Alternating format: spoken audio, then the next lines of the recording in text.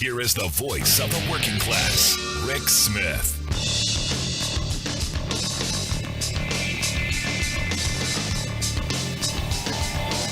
And welcome, brothers, sisters, working class heroes. This is the Rick Smith Show. Thanks so much for being here today on the big program. Lots to get to, lots to talk about. I want to jump in right at the beginning. I'm having one of these really disheartened moments. Over the weekend, I spent a little time delving into the Twitters, and as you do, sometimes you get lost in one topic or another. And I happened to see these, a whole bunch of videos from Seattle, a whole bunch of videos from Kalamazoo, Michigan. And I have to tell you, I'm a little frustrated. I've spent the last couple of days, just wrapping my mind around all of the Black Lives Matter, Blue Lives Matter, All Lives Matter, Dog Lives Matter, everything matters at this point. And I'm struggling because the reality, and I know I'm going to take a lot of heat for this. I know I'm going to get a lot of hate email, and I know I'm going to get a lot of, you don't know what you're talking about. And I know I'm going to tick everybody off. Because everybody's in their camp. They're entrenched in their silo. They're dug in. Let me let you in a little secret. Black Lives Matter, absolutely. Blue Lives Matter. All lives matter. Here's the reality. The sad, unfortunate reality. The people who really run this country, the people who operate our institutions of power, the people who control all of the wealth, the people who control what goes on in our society, they don't care about any of you.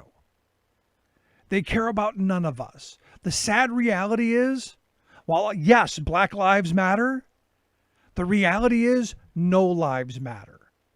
The reality is none of us matter to the people who run this country. And the sad reality, and this is one of those moments where you just,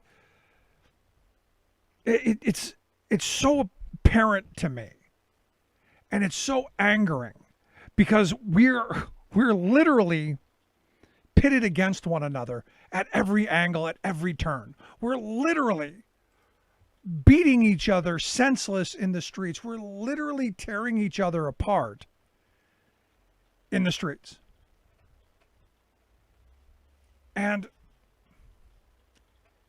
it's one of these moments where, if you've ever seen the movie Hoffa, one of my favorite movies, there's a scene in the movie Hoffa where it's the famous RTA bus strike in Cleveland, where you've got the police chief and a couple of the city muckety-mucks way up in the upper office, and they're looking down with the CEOs and everybody on the crowd below. And all the workers, they're protesting and they're having their strike because they want better wages, hours, and conditions. They're out there fighting for dignity, all of that stuff. And in the movie, you see all these people, and Hoffa's walking up, and the reporter is saying, well, are you going to win this? He goes, of course we're going to win it. We won it the second we walked across the tracks, and the second we became organized.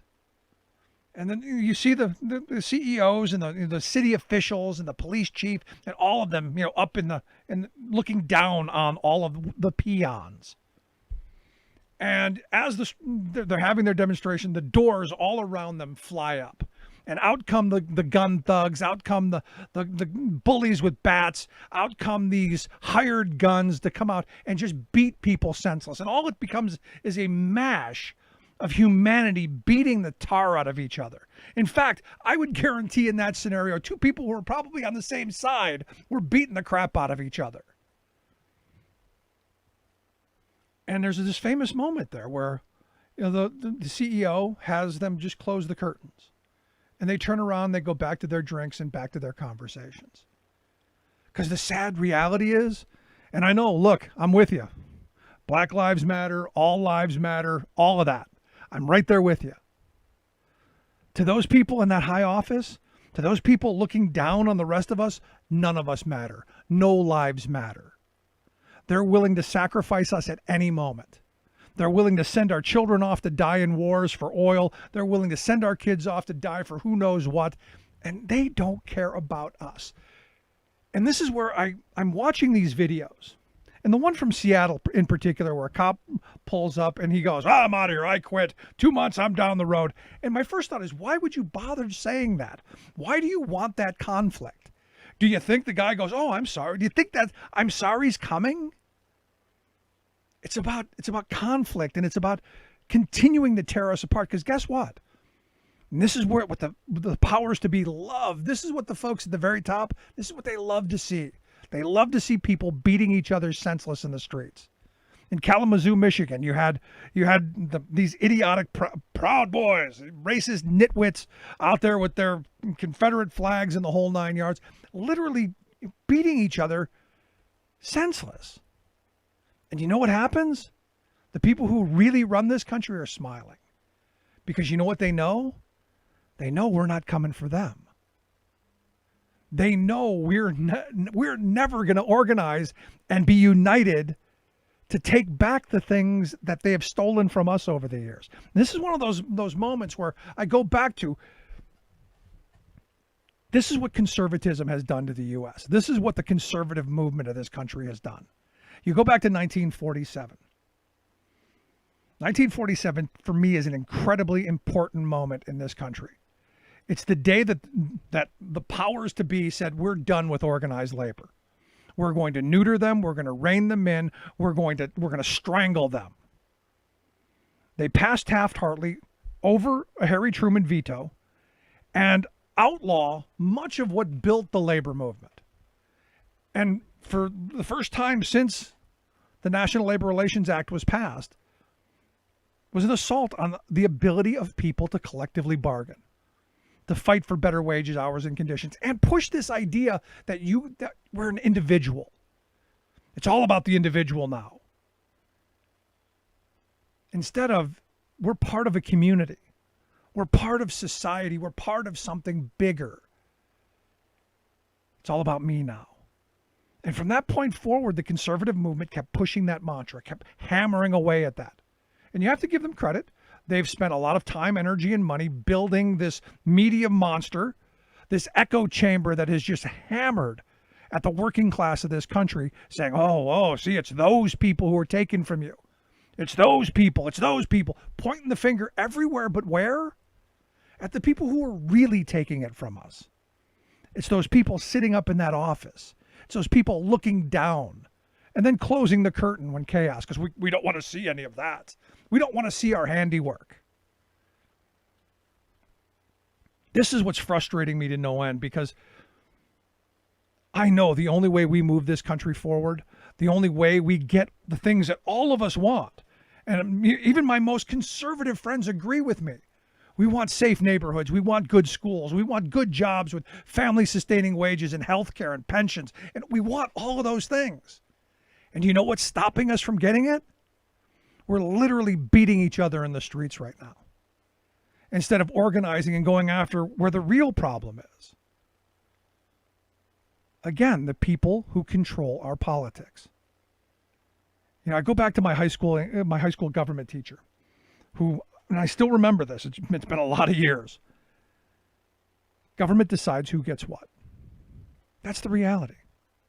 The rich people understand this, and they understand it better than anyone because they've pretty much bought it. And they're the ones who've pretty much done really, really well, especially our millionaire and billionaire class. They've done really well. You know who haven't done well? Well, all of those people who are demanding respect, demanding that their lives matter. The people who are being brutalized by police departments because we've given them no hope, no opportunities. And we've put them in a place where now we criminalize every behavior. I had a conversation with a friend, and this is one of these moments, rare moments of candor for me with somebody I usually pull information from. I asked him flat out, have you ever in your life felt despair? Have you ever felt that you have no future. Have you ever felt that you're not going to make it to 30 as a kid? That there's nothing beyond what's in front of you, and what's in front of you is really freaking bad. I tell this story for a reason, and I say it all the time, and my wife rolls her eyes every time I do it. As a kid, I grew up in a housing project on the west side of Cleveland. I grew up in a place where most men didn't make it to 30. Or maybe we didn't see them, or most of them ended up in jail, who knows? But what was in front of us was horrible. And there were months where at the end of the month, there's no food or anywhere to be found. And people are stealing from each other just to put food on the table. People are beating each other. There's shootings and stabbings and you name it. And I remember those days of despair. So I understand these kids in the street right now, who they don't see that there's going to be a future. Why? Because, well, what's the best job they're going to get? That crappy minimum wage job at the fast food place? Because we don't have those good jobs anymore. I remember, people getting out of high school, going right to the factory, going to the steel mill. I have relatives who were 18, they got out of high school, went right to the steel mill, spent 40 years working in the steel mill. Those jobs are gone. That opportunity is gone. That hope is gone. So I understand their despair because I was there once.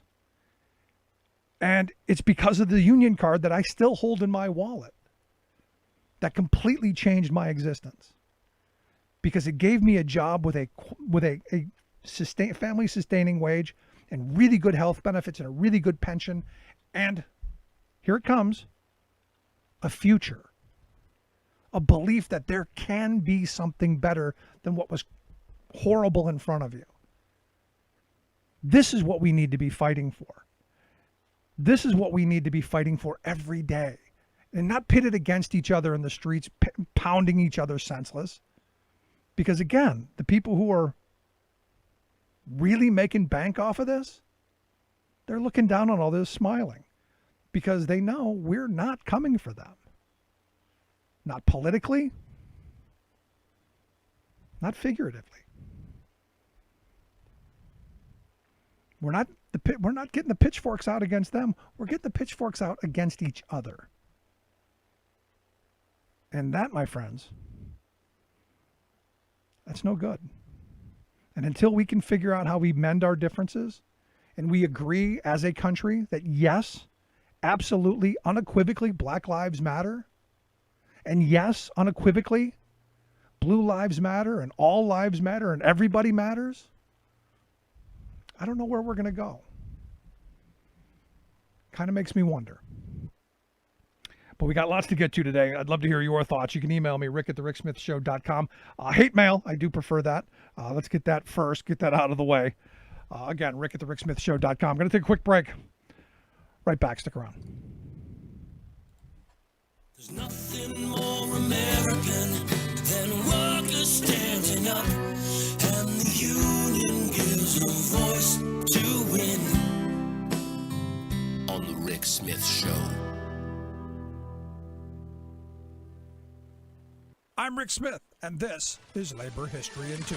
On this day in labor history, the year was 1934. That was the day striking Teamsters in Minneapolis defied martial law. They stopped scab trucks, forcing the release of their strike leaders. Armed with bayonets and machine guns, the National Guard had patrolled the streets for nearly a week. They seized scores of strikers and union leaders and threw them into military stockades. Drivers were outraged. They defied Governor Olson and Major General Walsh, who, on behalf of the Citizens Alliance and trucking bosses, were determined to break the strike. Soon after strikers were imprisoned, drivers began chasing scab trucks across the city. Multiple reports poured in of picketers forcing trucks to stop. Some unloaded their cargo onto bridges. Others chased, captured, and damaged the scab trucks. Strikers ripped ignition wires out, forced scabs from the wheel, and then disappeared before police and the National Guard could arrive to retaliate. In just 3 hours, strikers had overturned nearly 70 trucks. Unable to stop the superior force of striking drivers, Bill Brown, Vincent, and Miles Dunn were ordered unconditionally released from the military stockades. Now, employers, the governor, and other strike-breaking agencies were eager to propose peace to federal mediators. But they proposed to scrap the terms of their earlier May agreement. In response, the leaders of Local 574 issued a general strike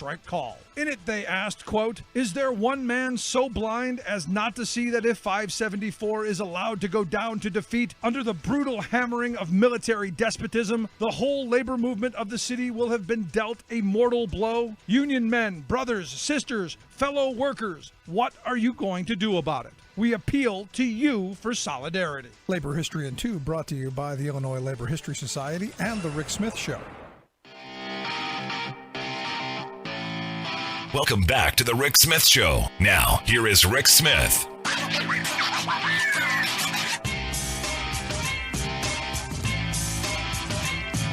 So a lawsuit was filed in Manhattan federal court on Monday by several voters and a number of people running for office. They filed this suit against Donald Trump. They filed the suit against the Postal Service and against the new Postmaster General, or Donald Trump's handmaiden, however you want to look at it, Louis DeJoy. Again, several voters, one of them being a 97-year-old retiree who first voted in 1944. And you think about all of the times that this person has gone to the polls, has cast their ballot, and now has seriously used vote by mail a bunch of times. It's quite remarkable. Also, there are a number of attorney generals across the country who are also considering legal action, and I think at some point you're going to have to. I think it's going to come out to the courts, and it's got to be fast. But ultimately, it's going to the Louis DeJoy's house like they've been doing here lately. It's about getting out in the streets. It's about doing more. And here to share some thoughts on what's going on at the post office and maybe what we can possibly do. I've asked Cindy Hayward to come talk with us. She's APWU Philadelphia Local 89's Legislative Director. Cindy, thanks for taking time for us. Thank you, Rick, for inviting me. So we're hearing all these stories. We're hearing stories of the Postal Service taking corner mailboxes away. They're destroying sorting machines. There's all of this stuff out there. How much of this is accurate? How much of it do you know is going on? And why do you think it's going on? Okay, that's a lot. That is a lot. And yeah, it's a lot going on. Well, to start off, since Trump appointed, along with the Board of Governors, new Postmaster General, Louis DeJoy, there's been a lot of changes in the organization, starting from the top. He has removed the two top executives. He reorganized 23 others in different positions. And the way that I see it, the Postmaster General, since he used to chair the 2020 campaign for the Republicans, now he's been put into position by Trump to help dismantle the Postal Service. And it isn't a secret. I mean, everything to me is out in the open, what's going on. They are trying to sabotage the upcoming elections. And that's how I feel. Like 671 of our sorting machines are being removed prior to this election. And the Postal Service right now, we deliver to 116 million addresses every day. Right. And we deliver 472 million pieces of mail every day. So we need the sorting machines, and with the mail-in ballots, that's going to tremendously increase our volumes during a pandemic when we have essential workers that are out because of the coronavirus. And by him cutting now the overtime hours and removing blue mailboxes and, all the sorting machines, they're setting us up to fail. What's interesting to me, Cindy, is that, when you look at the places where they're taking those sorting machines from, it's It seems to be, and maybe it's just coincidence, but it seems to be pretty good sized urban areas, places like Philadelphia, places like Detroit. It seems like this is targeted. Now, maybe this is just where the machines are, but it seems to me that it's targeted. Well, you're absolutely right. It is targeted. We're aware that they're targeting Democratic communities, where they're going to, get the, provide and support more or less. But Trump, he understands that the people want to vote him out of office. He's already said that he doesn't want to fund the Postal Service because of the fact that he knows that the mail-in ballots people probably would vote him out of office. So he's doing everything he can to suppress the mail. They've already, removed countless amount of voting machines from different, districts that are predominantly that would vote, Democratic in the upcoming elections. But now you're suppressing votes through the mail. So he knows they're sabotaging the delivery of the mail. They know exactly what they're doing, and this is calculated. Yeah, you're absolutely right. So let me ask you this, because I hear this a lot. Well, Cindy, the Postal Service is, it's losing money. It's losing money badly. It's undependable. It's time to move on to something new. It's time to move on to something better, because what we've been told is, everyone's going online stuff. We don't need the old Postal Service. Well, that's so far from the truth. First of all, the post office is a family business. It's not, because it's what knits America together. It's the fabric of America. And the Postal Service is an affordable rate. We deliver to every address in the nation. No other agency, corporation, no one else will be able to handle what the Postal Office handles at this rate. We deliver to 48% of the world's mail through the United States. So, and what they're saying is the Postal Service had a lame duck Congress in 2006 that put a burden on the post office that required us to prepay 75 years in advance for people that haven't even been born yet. And there's no other federal agency or private company that's required to have such a burden on them. And the Postal Service, they had wanted us to pay $5.5 billion a year, which we were unable to pay that kind of money, because it's not that type of business to make money. It's the people's post office. It's a service to the people. So right now, they would like for us to become something like a FedEx or UPS, because the billionaires want more money. Greed is controlling all of this. It's all about greed, and it's not about giving service to the people. And if they were to privatize the Postal Service, then everyone that's living in these rural areas and different places, they would not have affordable mail, nor would they probably have delivery of the mail like they're getting now. Right. So so they wouldn't even get the service. So the Postal Service is doing fine if we didn't have that burden on us. That's the 95% of the problem is that mandate that was placed on top of the post office that we're trying. That's another issue that we're trying to remove. But in spite of that, because of coronavirus, trillions of dollars were giving to other private companies, and here's the post office belongs to the people. We need $25 billion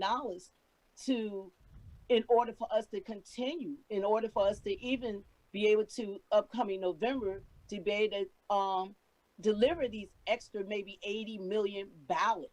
And right now, 46 states are saying, we're already saying, the USPS is already saying that we might not be able to deliver these ballots on time. Right. So it's a lot going on right now, but the Postal Service, we're thriving, and there are other things that we want to introduce, like postal banking. We're in every community. It's over 31,000 retail offices. So the Postal Service is there to serve the people, but they would like to change it because it's all about the Benjamins.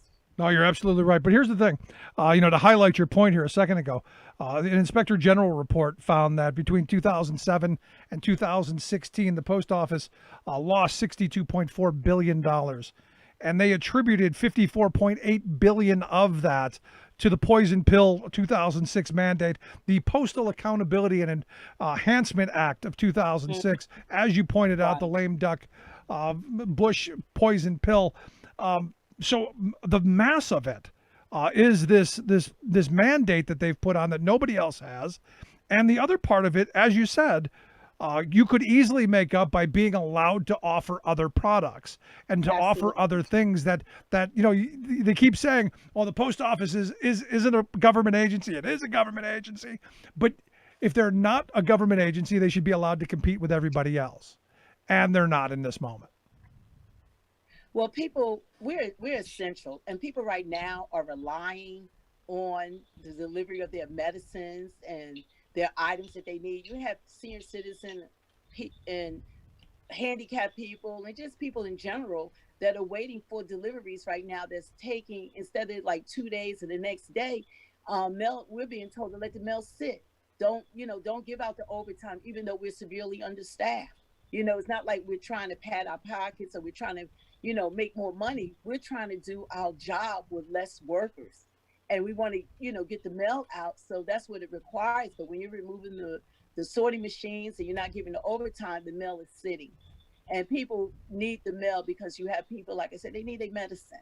And sometimes the mailman is the only contact that people have. Like we have a program that carriers, they saved like 231 people last year because they go door to door. That's why I say we're more like a family, because everyone is a postal employee, and some people have been seeing their carriers for 30 years. They see them more than their families. Yeah. Everyone knows their postal person. Everyone knows the person who brings them their bills and their medicine. Everybody knows that person, and I'll tell you, I think universally everyone loves that person. The post office, even in this time of being polar opposite and being in odds of camps and the hatred of government, the postal service ranks at the very top of positivity ratings. Like the one poll I saw was like 90% of the people. 90%. Right. You can't get 90% of the people to look up in the sky and say it's blue, but you got 90% of the people saying we like our post office. And what I really am impressed about is how the public is keeping up with what's going on, because the whole objective was to blame the postal workers. The post office can't do the job, and it was all to point fingers at us. But people see what's going on. They're understanding that they're sabotaging us. They understand that this is not us that's doing. We got a postmaster general that has a conflict of interest. He has $30.1 million and $75.3 million invested in our competitors and our contractors. So here you're supposed to be the Postmaster General of the United States Postal Service, but you're investing in UPS, JP Hunt, and other agencies.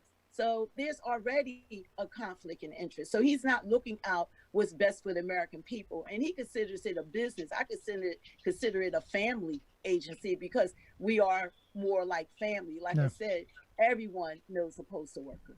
Yeah, the sad reality is, and I've said this, and maybe you'll agree with me, I've said it a number of times over the years, if the privateers get their wish, look, the Republicans have wanted to do this for decades now. It's now Trump really going full throttle on it. But it would be the largest land grab in the history of the country, outside of us stealing the land from the Indians. This would be a massive land grab, because the post office owns tons of real estate across this country, right. And prime real estate that people like Trump and DeJoy and the rest would love to get their hands on, especially at penny prices.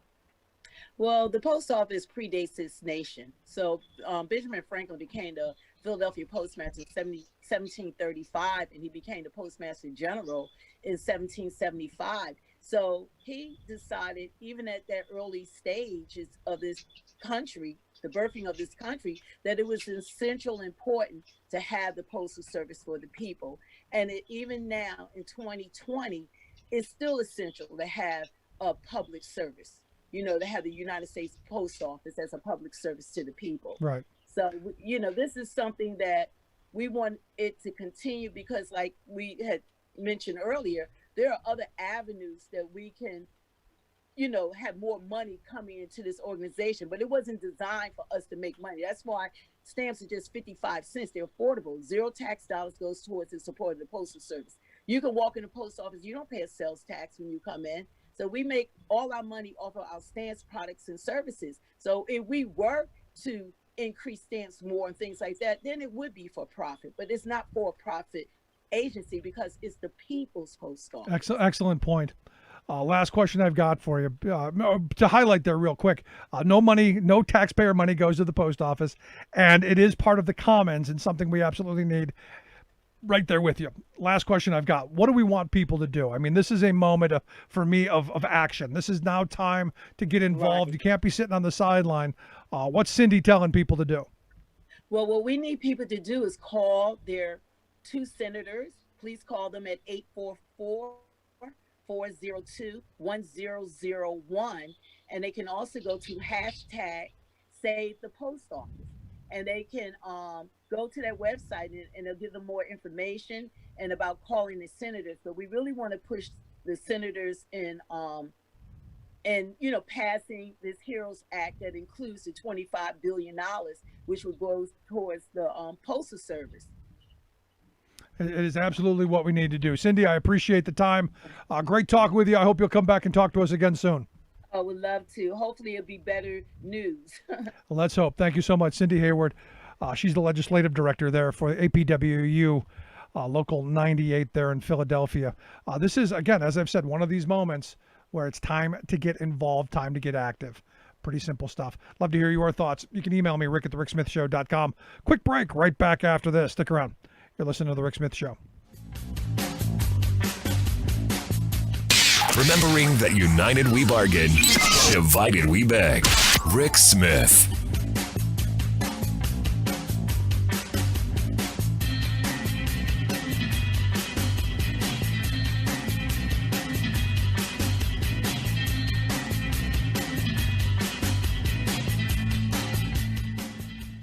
I'm Rick Smith, and this is Labor History in 2.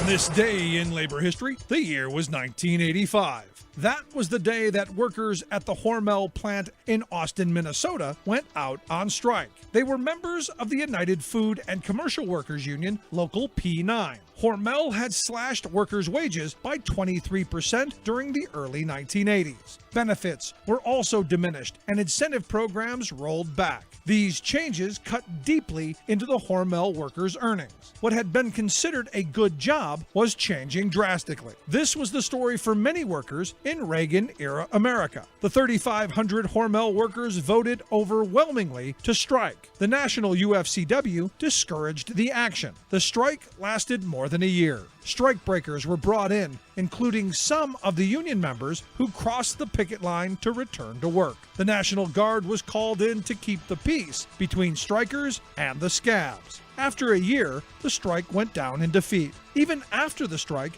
many of the workers were not called back to work. They were put on waiting lists for a job to reopen. Some never returned to the plant. 25 years after the strike, the Austin Daily Herald staff wrote, quote, "What resulted was a bitter, drawn-out labor dispute that drastically impacted the community, from workers who lost their jobs to families that were torn apart by the picket lines." The strike became the feature of a documentary by Barbara Koppel. In 1990, the documentary American Dream won the Academy Award. The film tells the story of the Hormel strike as a window into the tragic experiences of many workers during the 1980s. The film was made on a shoestring budget. Singer Bruce Springsteen provided $25,000 to help support this important film. Labor History in 2 brought to you by the Illinois Labor History Society and The Rick Smith Show.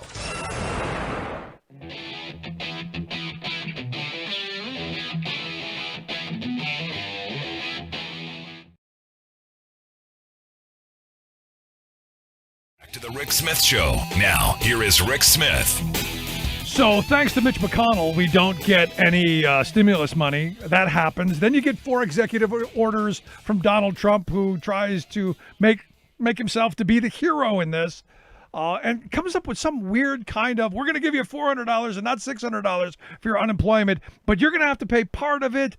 And there's this weird who knows going on. So most states are like, in fact, 2 states have said, no, forget it, South Dakota being one of them.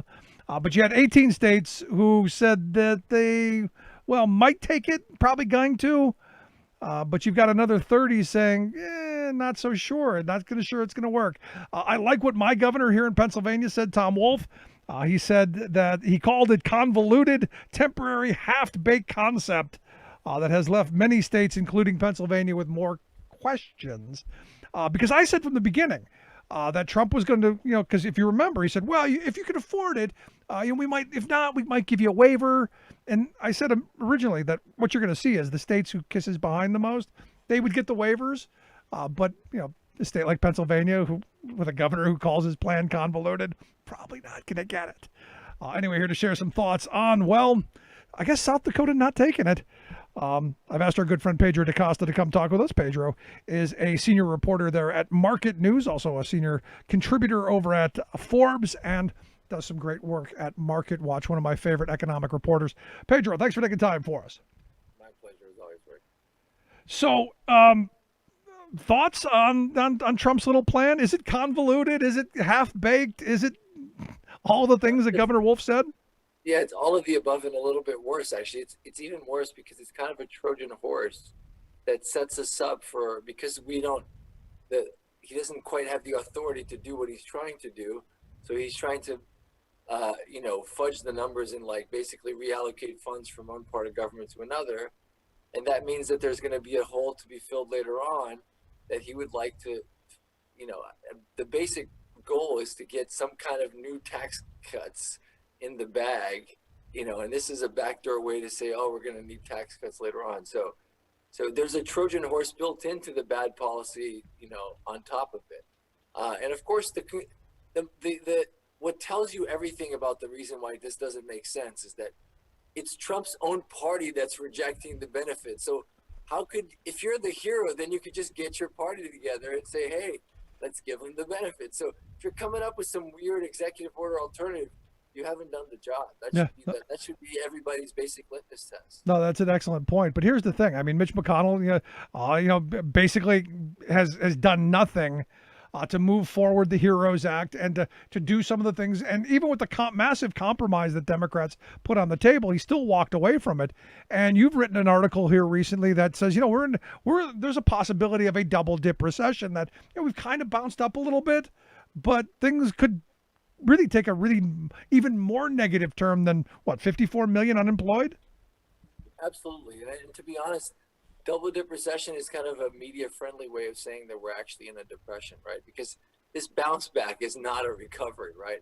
There's the expression in the markets about a dead cat bounce. And I have nothing against cats. I don't want to, villainize them and bounce them deadly, in a deadly manner. But the dead cat bounce is definitely an appropriate analogy here in the sense that you can't call 50 plus million unemployed people a recovery. There's been some rebound in revenues from absolute zero and there was nobody going out at all.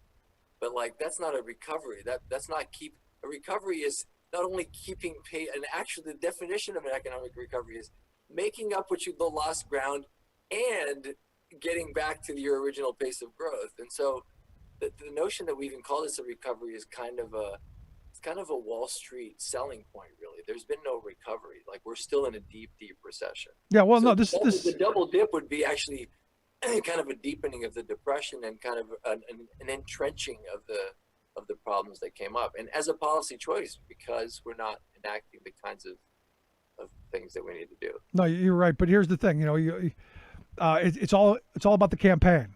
So we can't have, we can't be in recession if Donald Trump's going to run on, hey, look what I did for the economy. Because truthfully, it was his only real talking point. I mean, right now he's gone full on racist, but because that's the only other thing he's got.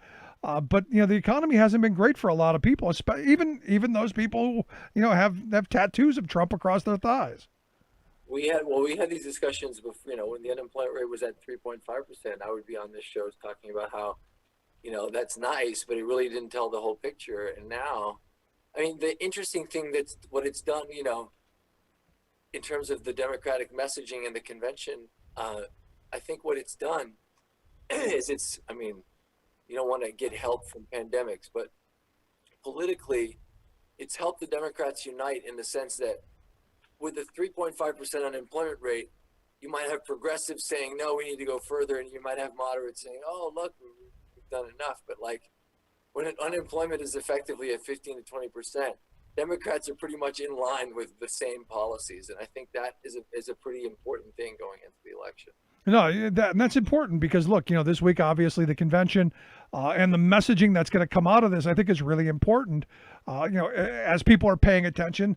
Look, Trump's policies have been horrible. What is it the Democrats are going to move forward on? What is it that they're going to do to help create the jobs that we need? And I think an infrastructure plan immediately has to be on the table because, look, we can borrow money at a really, really low rate to rebuild our infrastructure and to do it in a way that moves us into the 21st century.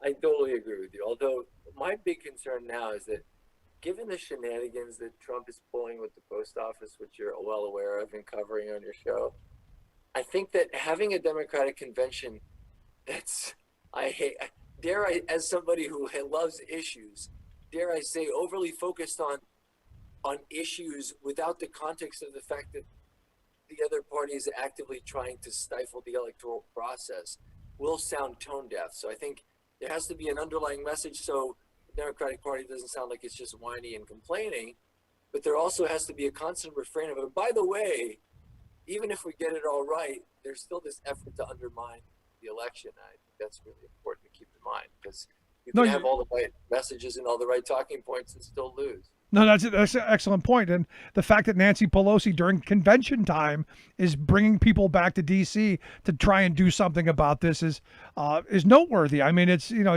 now I don't expect Mitch McConnell to do anything whatsoever. I mean, we'll see. I'm hopeful. I'm always hopeful, but I don't expect it. So I'm curious, how does this play out then? Because it appears that this is, as Greg Palast has told me, this is how Trump's going to steal this election.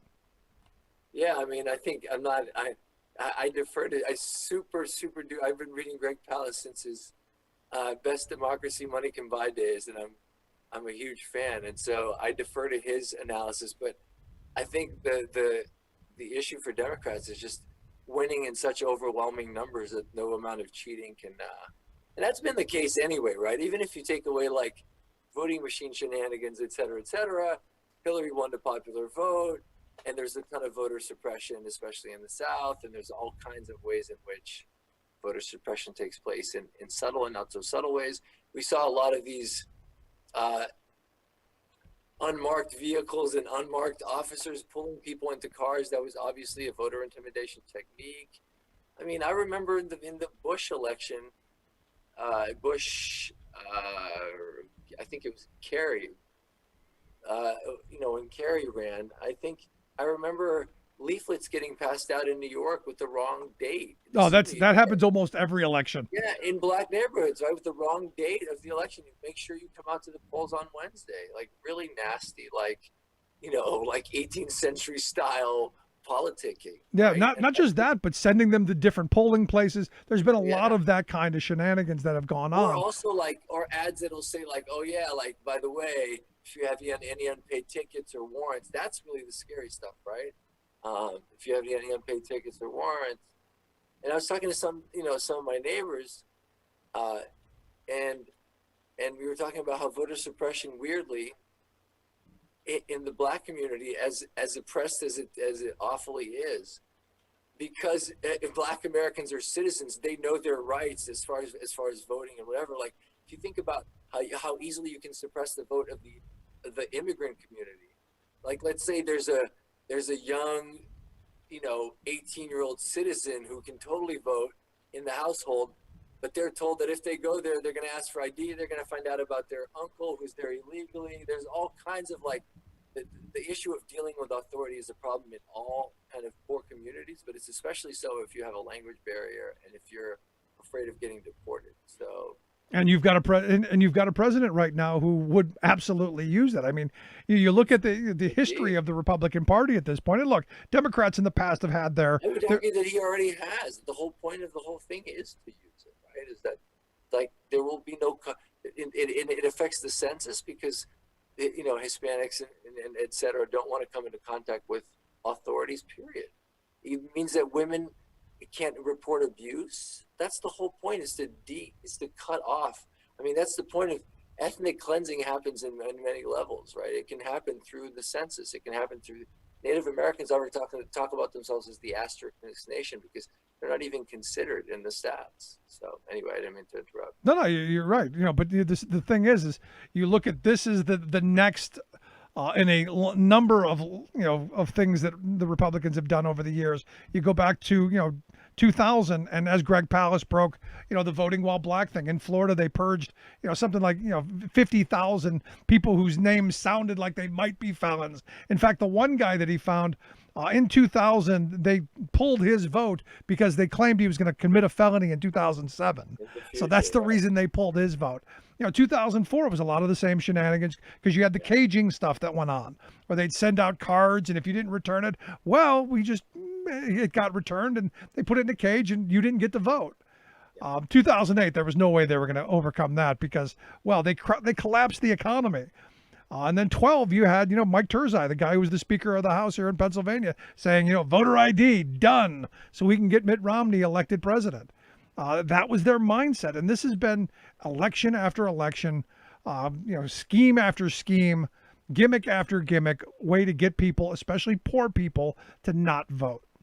And if anything, the tactics are kind of like, they've gone full circle in the sense that they're becoming harsher because the fight is becoming harder because the demographics are going further against them, right? So they need to you know what I mean?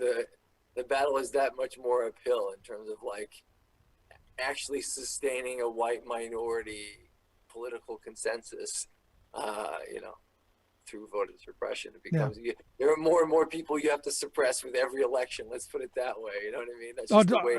Don't give them a goal. I mean, sadly, this is where we are. But here's the thing: demographics are far outweigh their capacity to produce propaganda, at least in the medium to long run. There's no way. They can try their best, but this nation will get browner, and beautifully so. By the day. So that's just the way it is. But here's the thing: they've, to use Barack Obama's phrase, they've kneecapped the post office. Yes. This is you're absolutely right. The most important issue right now. You've got both FedEx and UPS saying we're not getting involved. In fact, and I wonder what kind of phone calls were made after that, because that's how Trump operates. And you were just talking about the jingoism that is involved in the states that are friendly to the king getting the aid, and this is the kind of stuff that happens in emerging markets, the kind that I used to live in and cover. And so that it's pretty. I would imagine that FedEx and UPS didn't just make those public statements because it would be great branding for them. There's nothing for them to lose to do that, other than to get on the president's wrong side maybe and then get punished. Right? Yeah. Other than the other side of this is they don't go to every house. The post office does that. UPS and FedEx both use the post office, more than anyone. That's right. So they should probably want a fully funded postal service because they make tons of profit off of it. And, when you look at the size of the post office and the size of UPS and FedEx, the post office dwarfs both of them. So, the idea, and this is one of those things where I don't know why they jumped in the middle of it, because I would have never thought to take my ballot to UPS because I'm not paying like $9 to have it delivered. I think it should be one of those things where I felt like people started suggesting it on pretty prominent people started making that suggestion, and maybe they had to come out with a statement. I don't know. I haven't found it, but it's one of those things where at the end of the day, we must demand that our postal service be functional. I agree. No, exactly. No, this can't be. I mean, the fact that we're even arguing about the postal service shows how far back we are. We should all be voting by phone, in a secure line. This is ridiculous, right? I understand the need for a paper ballot, but you can get a paper receipt for every mobile vote. There's a way to do it in a technologically savvy way that is socially distant, pandemic friendly. Look, I'm from Brazil. In Brazil, they carry these voting machines. There's this amazing footage of these voting machines on these tiny little canoes where they take them to these tiny little villages in the Amazon so the tribes can vote. But they vote, but it's all digital. It's all so anyway, we're pretty far back. Yeah, well, again, Pennsylvania's got 67 counties and 67 different ways of doing our votes. And that's just one state. And I voted in so many different. I voted in Chicago. Because I've resided as a voting citizen in Chicago, California. So Illinois, California, New York and Washington D.C. Right? I voted in schools. I voted in churches. I voted in a church, separation of church and state. I voted in a church. I get to read the 10 Commandments the whole time I'm sitting in line. Like, what? You know what I mean? Like, it makes no sense. And also the infrastructure level. It's like, you go into these busted up, like, middle schools in Brooklyn, and you're like, this is how we treat our democracy? Like, we don't have, like, some shiny voting center where it's, like, the most beautiful thing. Like, this is the apex of your citizenship right here. Like, let's make it nice. You No, know? this Like, should be, I've said for years, we should have it like Labor Day. It should be a voting day. It should be a weekend. It should signify partying and signify Yeah. freedom yeah, and make you know, some nice, like, outdoor booths or whatever, you know, like, whatever you need to do. Like, and also the number of types of machines that I've used is really hilarious too. In California, I've used the ones where you poke the punch holes. I've used the one in New York where you have to pull the lever at the Yeah. the light comes on.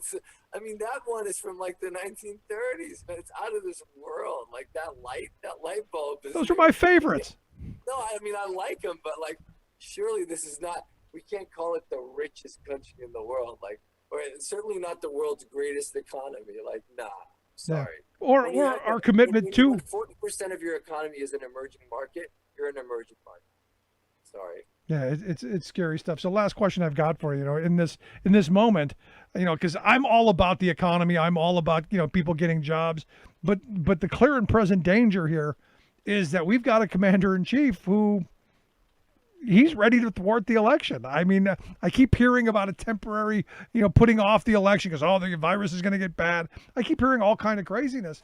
How likely do you think it's going to be that that his supporters will be okay with it? Or do you think that they're just totally on board with whatever he does? I think they're on board with him stealing the election for sure, but I don't think he managed to pull it off. I think he's desperate, and I think he's so desperate, going back to the economy, that like the fact that the Republicans have given up on negotiating stimulus is, as I think we've spoken before, is a sign that they've kind of given up and they just want to wreck the economy for the next guy, because there's no political reason not to give out money during an election year and to look like you're the person holding back people's unemployment benefits, unless you've already thrown in the towel. So No, you're right, because I would have thought that they would put Trump's face all over it, because evidently they're putting his face all over some of the mail-in ballots down in Florida. There's some shenanigans going on there, but yeah, right. his big signature all over everything, brought to you by the big signature, something. Go for the guy that signed this. It's scary stuff. But Pedro, I appreciate the time and the thoughts. As always, good stuff. Thanks so much, Rick. Our good friend Pedro DaCosta. Make sure you check out his work. He does some great stuff over at Forbes, Market Watch, and Market News. As I said, the most recent piece that I came across, Stimulus Impasse Raises Risk of Double Dip Recession. We'll get links out on social media, how you can check that out. Quick break, right back. Stick around. You're listening to The Rick Smith Show. We're working people. Time to talk. Remembering that united we bargain, divided we beg. Rick Smith.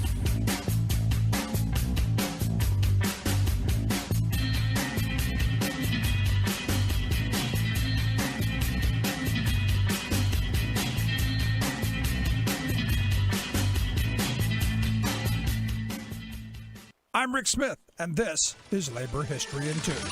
On this day in labor history, the year was 1918. That was the day that 101 leaders of the Industrial Workers of the World, or Wobblies, were convicted in Chicago federal court. Their alleged crime? Violating the Espionage Act during World War I by calling strikes in war industries and calling for an end to the draft. Those convicted included some of the leading names of the IWW. Big Bill Haywood, Ralph Chaplin, the author of Solidarity Forever, and Ben Fletcher, a black IWW organizer in Louisiana, were all found guilty. More IWW leaders awaited trial in California and Kansas. Federal raids swept up wobbly leaders across the country. In all, more than 2,000 IWW members were arrested during the war. Kennesaw Mountain Landis presided as judge over the Chicago trial. In Chicago, the jury deliberated only a little more than an hour. They found every defendant guilty. Landis sentenced Big Bill Haywood and other top IWW leaders with 20 years years in Leavenworth Federal Penitentiary. Ben Fletcher got 5 years. All of the men went to prison, except Haywood, who skipped bail and fled the country. The arrests and convictions were a devastating blow to the IWW. But the union did not completely disappear. New leaders emerged to carry on their mission of one big union. Their headquarters are still located in Chicago. President Calvin Coolidge commuted the sentences of those still in prison in 1923. As for Judge Landis, his action on being tough on so-called Reds earned him a national reputation. And so, in 1920, he became Major League Baseball's first commissioner, a post he would hold for more than 2 decades.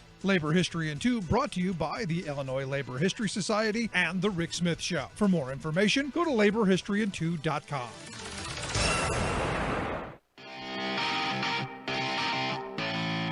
Welcome back to the Rick Smith Show. Now, here is Rick Smith. If you don't think this is serious, and it is, at the end of the day, if he's able to steal, how many votes? 10,000, 20,000 in those battleground states. You think Wisconsin, you think Michigan, you think Pennsylvania, a total of 70,000 votes in those states. If they had gone the other way, we'd have a President Hillary. That's pretty powerful. And you think about states like Wisconsin, where there were a massive number of people who were disenfranchised, especially people in those urban areas who, they were pushing the voter ID. Here in Pennsylvania, even still, even though Pennsylvania's Supreme Court overturned it, ruled it unconstitutional, you still had places that were pushing for it. You still had the information out there, as Pedro pointed out, in a number of places, unmarked cars with, people looking really official hanging out to scare people away. The shenanigans never stop. And the thing is, I know I've had a lot of people say, "Oh, Joe Biden's going to win, no, hands down. It's going to be great." I'm less optimistic. The polling in June was great. Biden had a 14-point lead. All the polls had him 14, 15 points up. This most recent CNN poll, interesting to me, has Biden up by just 4 points over Trump. But in 15 key states, Biden's ahead by just 1%. And here's the thing. I can't figure out why during a global pandemic that Trump boogered up from the beginning. That I've even had Trump supporters going, well, he's not really a politician. And I don't know why that applies to this, but even they blame him a little bit. But they add that, Joe Biden wouldn't have done any better. That's their justification. The reality is we're north of 170,000 people who are dead because of their inept actions. And I would even go as far to say as because of their calculated actions. Because originally these were just blue states. Yeah, just New York and Pennsylvania and California and Washington. Those are blue states. The hell with them. Now that it's ravaging the South, now that they're quote unquote red states, now it's all now we care. And I'm hoping, where I started, the position that I started today from, I'm hoping we get away from red state, blue state, and talk about American state. We're one country. And if we are continually pitted against each other the way we are now, we're not going to move forward. And the thing that frightens me is that Pedro is right. And I've been saying it for a while. I think the Republicans have given up, and they're just going to go total scorched earth. That they're going to allow the economy to get worse. They're going to destroy what they can, steal what's left, and leave Joe Biden an absolute mess if he wins. So much so that he gets nothing done in the first 2 years, and they believe that they're going to be able to, in the midterms, come sweeping back in with not a Tea Party this time, but these QAnon quacks. Even worse than the Tea Party, even further out and crazier than the Tea Party was. It's amazing how well the moneyed interests create and promote and push these factions and push these crazy conspiracy theories and nuts. This Q quackery, this is real. These people are really crazy.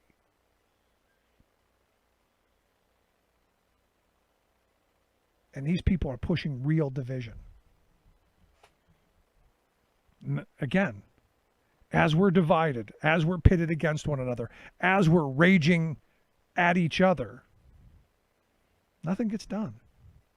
We don't get health care. We don't get education. We don't get infrastructure. We don't get good jobs. We don't get all of the things that all of us agree we want. Because that would take from our billionaire class, who understand during the pandemic, during those heightened months of the pandemic, they saw their wealth grow by hundreds of billions of dollars. Our Fortune 400 folks, our Forbes 400 folks, they saw their wealth grow by over $600 billion. So they got theirs. And they're damn well going to keep it. Which is why, again, I'm hoping that we as a country unite around the idea that, yes, we want good jobs, good education, good, safe neighborhoods. We want the same things, and we fight to get them. To me, it's that simple. I'd love to hear your thoughts. You can email me, rick@thericksmithshow.com. I'd love to hear what you think. Just amazing times we live in. Amazing times.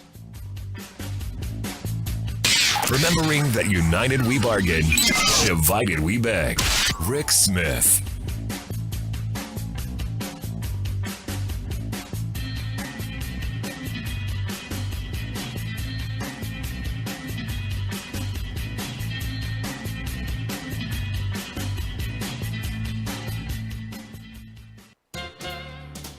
Every now and then, someone comes along whose work is so productive, honest, and inspirational that they ought not be allowed to die.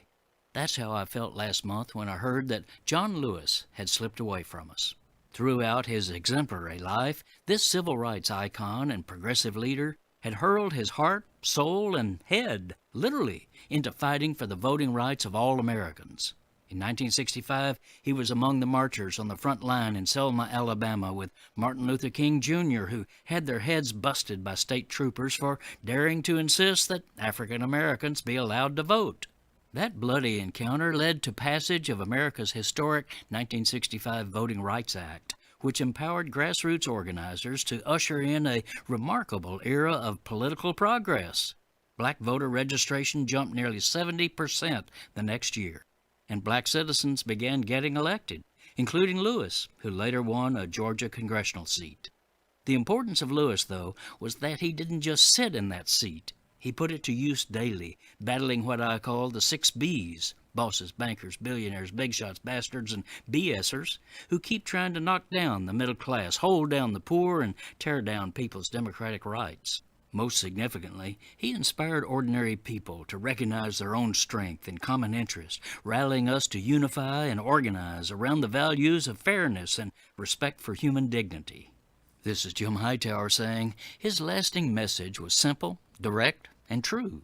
Democracy is not a state, he said. It is an act. If we the people are to control our own destiny, we have to stand together against the moneyed and political elites who keep imposing their plutocratic control over us. We have to be willing, as John Lewis put it, to get into good trouble, necessary trouble. Hightower's commentaries are brought to you by the Hightower Lowdown, the monthly newsletter with Hightower's populist take on what the powers that be are up to. Find out more at hightowerlowdown.org. Welcome back to the Rick Smith Show. Now, here is Rick Smith. Got to tell you, a little depressed, a little bummed out. The virus got me down because I should be in Milwaukee right now, along with 50,000 other people for the convention. As we get kicked off the Democratic National Convention, only now we're doing it, I guess, on Zoom or for some virtual platform. I remember, Philadelphia 4 years ago. an incredible time. Cleveland was still much better. The Republican convention still, for me, much, much better because there was just tons of crazy. For a political junkie like me, it was like crack. There were just crazy people anywhere. I got to meet and talk to Don King. When Don King is promoting you, you're the con man candidate. But today kicking off with former First Lady Michelle Obama, also Bernie Sanders going to speak, and I still can't believe they're bringing John Kasich in. But Mr. Right to Work, John Kasich, is going to speak as well. So going to be interesting to see how this all plays out virtually. I'm here to share some thoughts on the big convention. I've asked our good friend, Propane Jane, to give us some thoughts. Jane, thanks for taking time for us. You're welcome. Thanks for having me back. I guess before we get to the convention stuff, let's start with your victory lap. Kamala Harris going to be the VP. Yay! Woo! I know you've been big on the Harris bandwagon. Yes. I know you two are buddies. You're BFFs. Yeah. I'm excited. I'm pumped. I cried. Like I sobbed really hard. I was actually a little surprised at myself. It was sort of like pent up a lot, probably a year's worth of hope and disappointment and, having to, pick myself back up and be resilient and still fight for it and still, have another goal. And I feel vindicated in a lot of ways. So, yeah, I'm excited. Yeah. We had my friend Carrie Pennebaker on, the day of the announcement. And Carrie, I thought in the best way possible, put it, he goes, my daughters can now look at someone and go, hey, I really can be anyone. And I think that's a powerful message.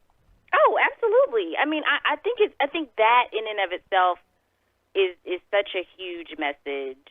And certainly for people who are not political junkies, but I would say for me as somebody who has followed this primary since its infancy, and I think in terms of how things shook out, in terms of being the base of the Democratic Party, and how I think that primary was experienced by, my demographic, in that sense of Black women, not necessarily because Kamala, specifically was gone too soon, but because all of the candidates of color were gone too soon.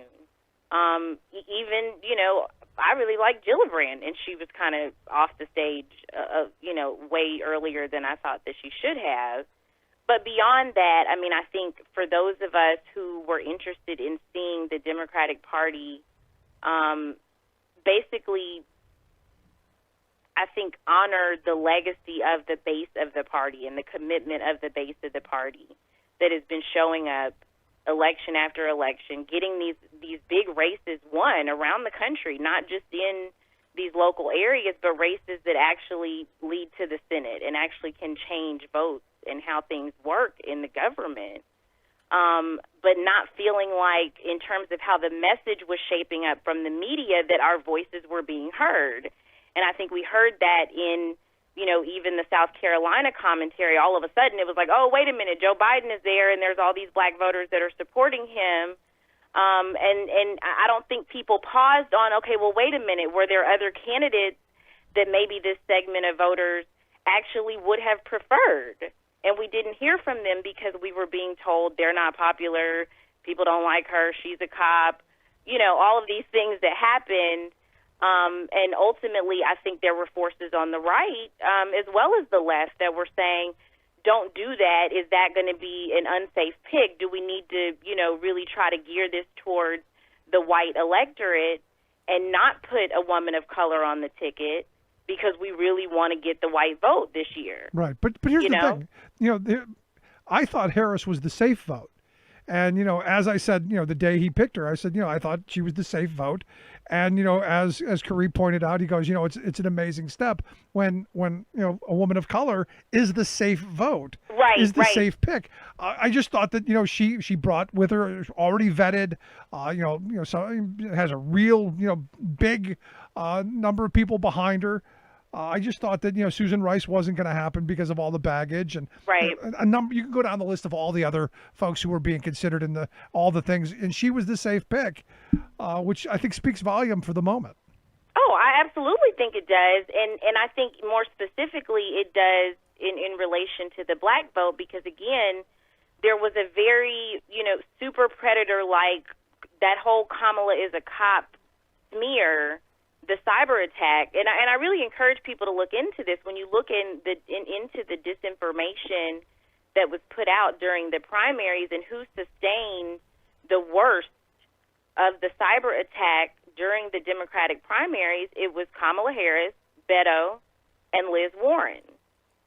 And they can trace. I mean, the volume of hits on Twitter, on Facebook, in regards to her record or in regards to her past and her personal life, those types of things that were certainly used and were certainly effective, and in many ways effective within the black community. And even still, I mean, a lot of the criticisms and a lot of the, there's, feelings on both sides or whatever people use to sort of say she wasn't a safe pick, a lot of that they've tried to do is within the black community. So in that sense, I think, again, I agree with you that I always thought she was a safe pick, but I was discouraged in some ways to hear and to see how effective some of that cyber attack and that messaging was, even within the black community, that is going to have to be still addressed in the context of the rest of the election. Right, because a lot of the messaging that I'm getting on her is,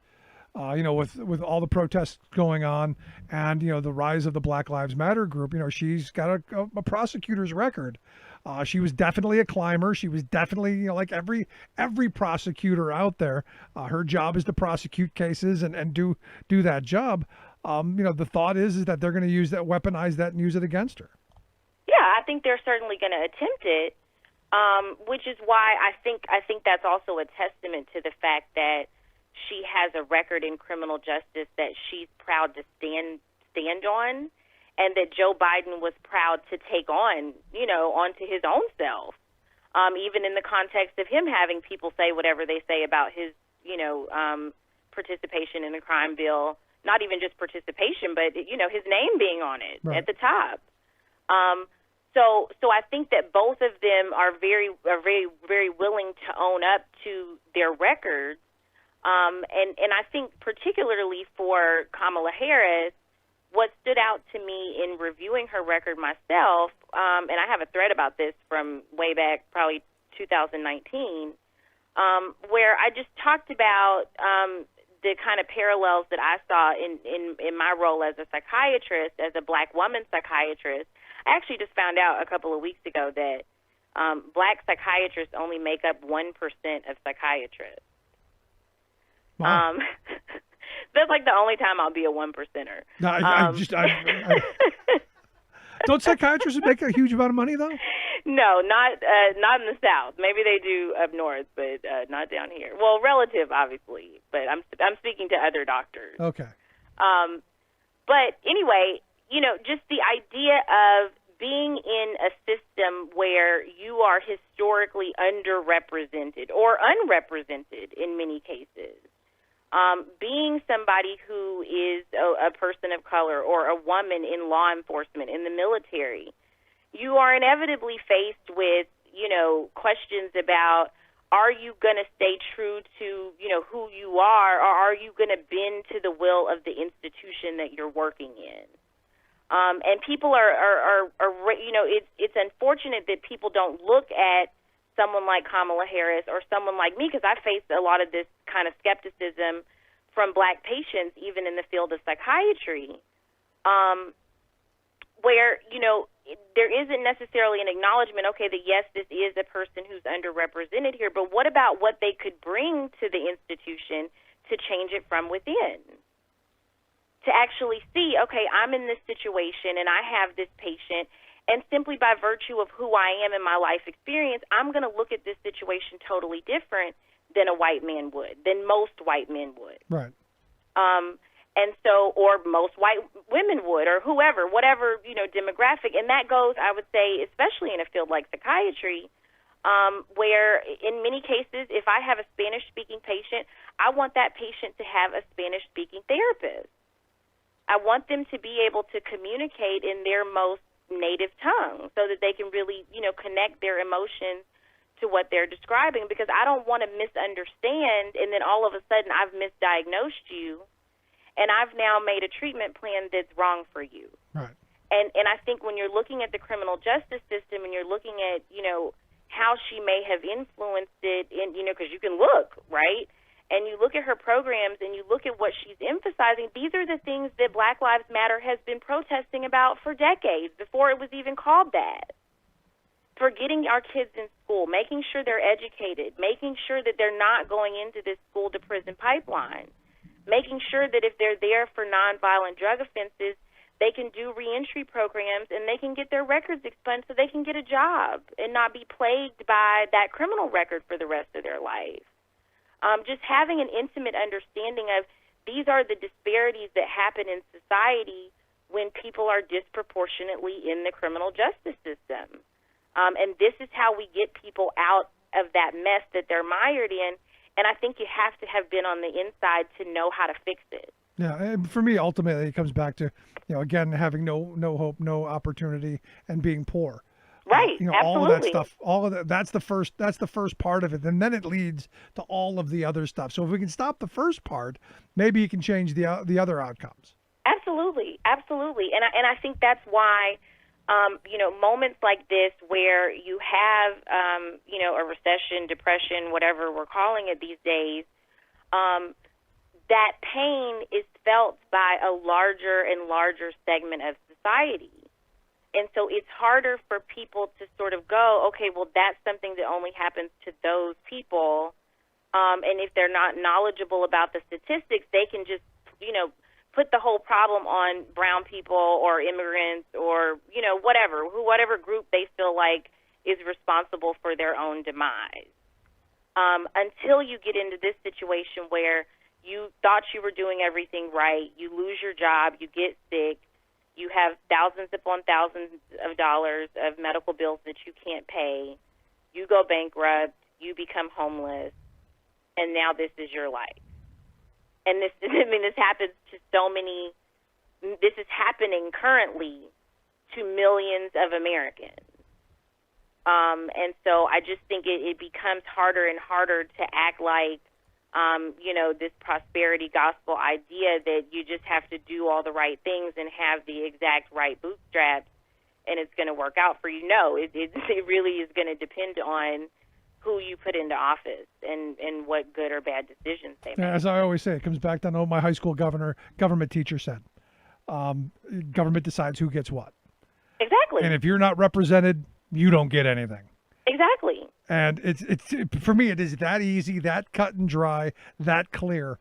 If we're not electing people that look like us and understand us, we don't get anything, and that bears out in the legislation that gets passed that isn't popular, as opposed to the popular legislation that never gets passed. Right. Yeah, and I mean, what's really, I think, profound about it, obviously I have these threads that go back years and years and years. And so in recent weeks, I've been rehashing a thread that I wrote right after they, rammed that tax sham through in the Senate. And at that time, it was obvious this is going to be a disaster. You can't give all this money away to people who don't need it and expect that there's not going to be some really bad outcome. Yep. But I think obviously people were, obviously hoping against hope that history wasn't going to repeat itself. But again, it was always going to do that because that's always what it did. But then now you have the pandemic on top of that. And so I just think that it's sad how predictable it was that we were going to get to this point. And even at that time, the tax bill was very unpopular. So many things that the Republicans have done and are doing, they are actually doing it in opposition of the majority of the American people. Yep. No, I mean, and they've been doing that for a while. I mean, that's the thing they've been getting away with time and time again. And this is where, I started today's program off talking about, because we are so badly polarized and pitted against one another. I'm sure you saw the videos over the weekend of, the racist idiot Proud Boys in Michigan, fighting with the counter protesters, and Yes. we're literally beating each other in the streets. Yep. And it's because, you've got people who have been told for so long that their standard of living is less because of, name the subcategory. It's Right. those people, and it's not the people who are really in control. When they look down on us and they see us fighting in the streets, they're thrilled with that because we're not looking at them. And this is where my frustration is, because I don't know how you change that. I don't know how you change us being pitted against one another. And like I've said for years, we're sliced and diced and divided up by, white collar, blue collar, green collar, pink collar, ring around the collar, white, black, you name it. We're male, female. We're in every possible way. We're pitted against one another. Right. And it's to our detriment, because our standard of living, and I go back to 1947 and the passage of Taft-Hartley, the beginning of the destruction of a prosperous working class. Right. And this is the thing that's I'm trying to wrap my mind around. How do we change this dynamic of fighting each other and killing each other in the streets when we're literally being, as a working class, robbed blind? Yeah, I see. I think that you have to fix the being robbed blind to fix all of the other stuff, and vice versa. The fact that these are all happening at the same time is just a perfect storm of cluster. It has to actually be backed away from, in the sense that you can't have all of these problems being agitated actively from the top. The fish rots from the head. Right. Trump is there. He's a complete disaster. The Republican Party is there. They're a complete disaster. And they're not stopping themselves. And our system is so antiquated that it can't keep up with the level of destruction and corruption. So we're just waiting for the process, which again is still a hampered process, to actually go in and repair. But I do think that actually just not having someone there who is on purpose stoking the division and stoking all of the hatred for the purpose of maintaining his power, right? I mean, the reason why this is happening, the reason why fascism and authoritarianism and all of this takes over is that once this man has ginned up all of these people to this idea, and he's been doing it for, it's almost a decade now. If you track it back to birtherism, and 2011, and really when he really got in, started to get into the hearts and minds of these people, and you latch that on to the almost 30 years of Fox News, it's just that the pump is primed for these people to feel this way, and then now they have a government sanctioning it. So there's nothing stopping them to be out in the streets and just letting this flag fly. And so they feel very comfortable doing that.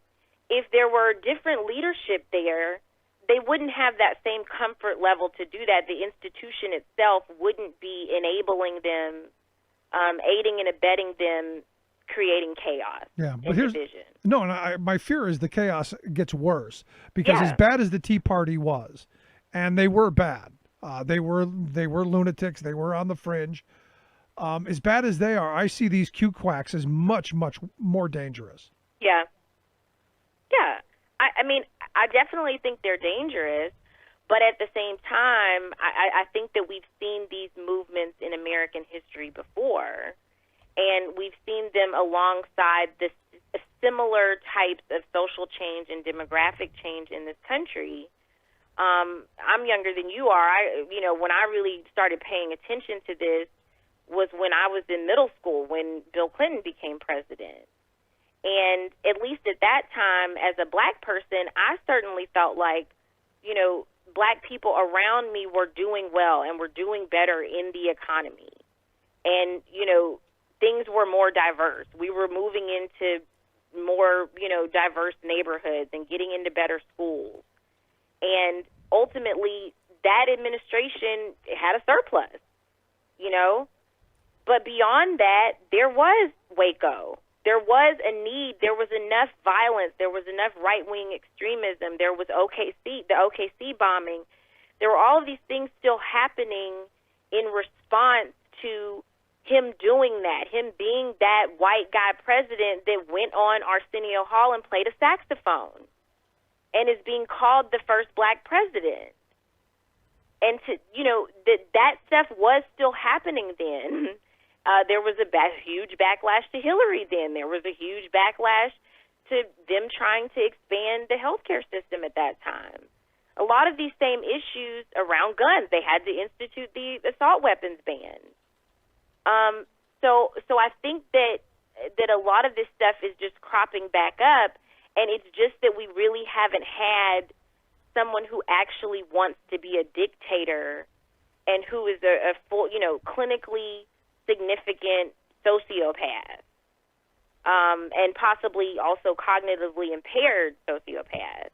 On top of that, get into there and actually have that amount of power to put his wildest imagination into action. Yeah, and it is. We just haven't had that. No, you're right. And I would add, outside of being somewhat demented. Yeah. I would add in, I can't imagine what it's like to be him. To be honest, I don't know if you saw the clip again that's making its way around the internet of the wife. Oh gosh. Basically, shooing him away and really shunning him in the most public way possible. Yes. I mean, to where it's like people were commenting. We know she's voting for Biden, right? And I can't imagine what it's like to be in that kind of a relationship where that person really doesn't like you, right? And humiliates you at every moment and has the power to basically make you look like a schmuck. And this is one of those weird kind of things. I'm trying to figure out how the question goes, and what does that do to somebody? I know what it would do to me, but right. In somebody with his tendencies to begin with, how far does that take him? I mean, I guess what stood out to me, and I agree with you, because again, there's so much that I think doesn't really get internalized on his end because he's so busy creating his own grandiose delusion that everything is okay and everybody loves him. Right. So I think he's very good at coming up with a very quick explanation and not even really taking himself through what most of us would be thinking, like what you're saying. But I think what stood out to me the most is that one of the running, I think, gags about him this whole time has been that he has problems with his gait. He's kind of unstable. His stairs definitely seem to give him a problem, some problems. He's a 70-some-year-old guy. I mean, the knees give out. I get it. Anything happens. I mean, like if I have on a certain pair of heels, I'm possibly not going to make it safely down the stairs. Yeah, I don't pick on him for that. No, but again, there's so much else. No, I know, but I think what was so salient to me about it is that when he reached out for her hand, they were at the top of the stairs. It was really a moment where, I sort of pitied him because you could tell that he wanted the strength of her hand just to help steady him as he was grabbing the rail with his other hand and taking that first couple of steps down the ramp. He was trying to kind of orient himself. Right. And the fact that she, like you said, despises him so viscerally that even before the cameras, even though, they are supposed to be doing this photo op and maintaining this image, she just could not physically give him that hand. She hates him that much. And she turned completely away from him, turned her back on him. Oh, yeah. I thought she was going to push him. Oh, yeah. It really, I think speaks to the fact that when this whole thing started, they weren't even living together. She certainly had to be put into an arrangement where she had to coexist with him in ways that she may not have, been doing in recent times. Yeah, I got to tell you, it made me think about the prenup. The prenup's got to be ironclad. I mean, because I would think she'd have bailed by now. But anyway, finally, I wanted to get your thoughts. Again, you're in this kind of, this kind of really hateful, kind of spiteful relationship. And, his brother passes this weekend, and, it's a horrible tragedy. And he goes golfing. I mean, what does that tell? I mean, if I had a relative who passed, I would be there. And I know he's president and he's got, more pressing things, but, it's your own brother. I mean, it's kind of weird to me. Well, it's definitely weird, and he's definitely detached. I mean, he's very reptilian, I think, in his interpersonal relationships, and I think that's why so many of his qualities are antisocial and narcissistic, that he is so consumed in his own self that a moment like of, his brother dying, he isn't really close to people, I don't think. I think he certainly says, oh, we're the best, and, this, that, and the other, and he's great. But even in his commentary, I just tweeted an article about this a little while ago. All he did was really talk about himself when he was asked, on Fox and Friends, your brother just passed, say some words. And it's like all he has to say is, oh, he really liked me. He just thought everything was great, and he thought I'm being so unfairly treated. And he didn't compete with me. He was never jealous. He always, was behind me. Wow. Yeah. So it's still, everybody is still as good as, his reflection in them, I think. It just seemed bizarre to me, and it seemed, well. It is very bizarre, yes. So last question. Again, does she push him down the steps at some point? I think it depends. I mean, it depends on the day. She definitely is really not given a what about pretenses anymore. Yeah, that is very clear. But Jane, I appreciate the time. Always fun talking with you. Thanks so much. You too. Have a great week and be safe. You as well. Our good friend Propane Jane. I got to tell you, I think one of these days, if you saw the video, I thought the push was coming. I did. And my question then was, would the Secret Service catch him? That's the other part of this, or would they just let him go? Well, how'd that happen? It's not a bullet. It is what it is. I'd love to hear your thoughts. You can email me, rick@thericksmithshow.com. Quick break. Right back. Stick around.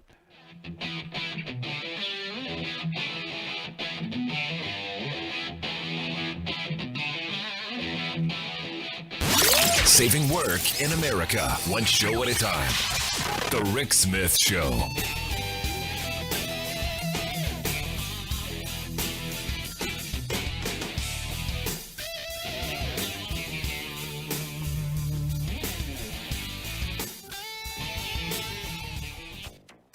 On the issue of this climate crisis, this is a fight against powerful interests.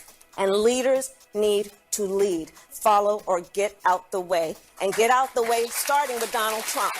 Joe Biden taps Kamala Harris as his vice presidential running mate.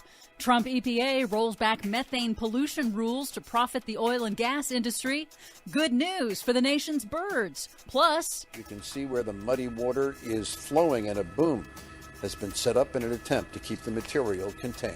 another fossil fuel spill, this time in Pennsylvania. All of those stories and more straight ahead from BradBlog.com. I'm Brad Friedman. And I'm Desi Doyen. Stand by for 6 minutes of independent green news, politics, analysis, and snarky comment. The clean, what did she say? The New Deal.